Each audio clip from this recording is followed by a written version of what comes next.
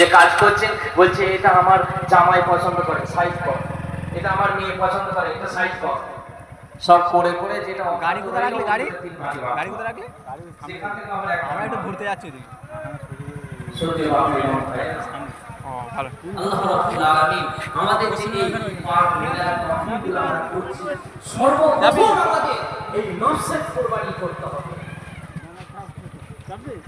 সর্বপ্রথম আমাদের এই নফসের কুরবানি করতে হবে। কারণ যে কুরবানি হয়েছিল হযরত ইব্রাহিম আলাইহিস সালাতু ওয়াস সালাম, ইসমাঈল আলাইহিস সালাতু ওয়াস সালাম বাপ-বেটার মধ্যে, সেটা হচ্ছে নফসের কুরবানি। সবথেকে পছন্দনীয় জিনিসের কুরবানি। রব্বি হাবিলি মিনাস সালিহিন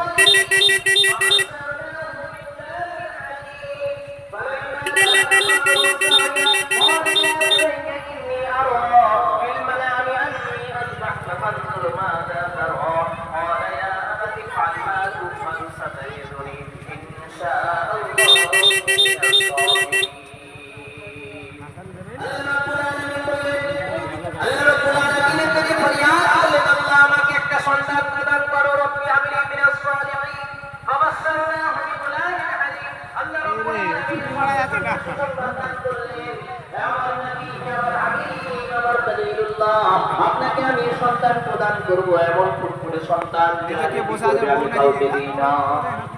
অতএব হযরত ইব্রাহিম আলাইহিস সালাতু ওয়াস সালাম আল্লাহ রাব্বুল আলামিন এত বড় সম্পদ দিলেন যে পরিবার টুকরা সন্তান, পুত্র সন্তান। শেষে যাব আমরা বলেছেন কেউ কেউ যে 8 বছর বয়স অথবা 10 বছর বয়স অথবা 12 বছর বয়স। আপনি ভাবুন দেখি যে 8 বছর বয়স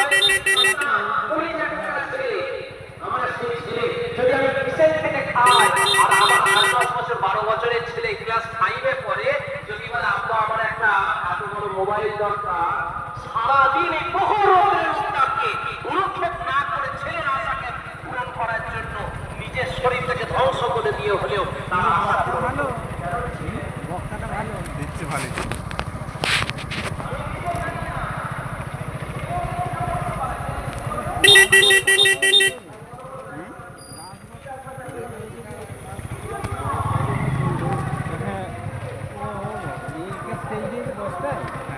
11টায় উঠবে একদিন, 12টার দিকে বলবে একটা বলতে গেলে শুরুই 10টায় দশটা মনে নেই।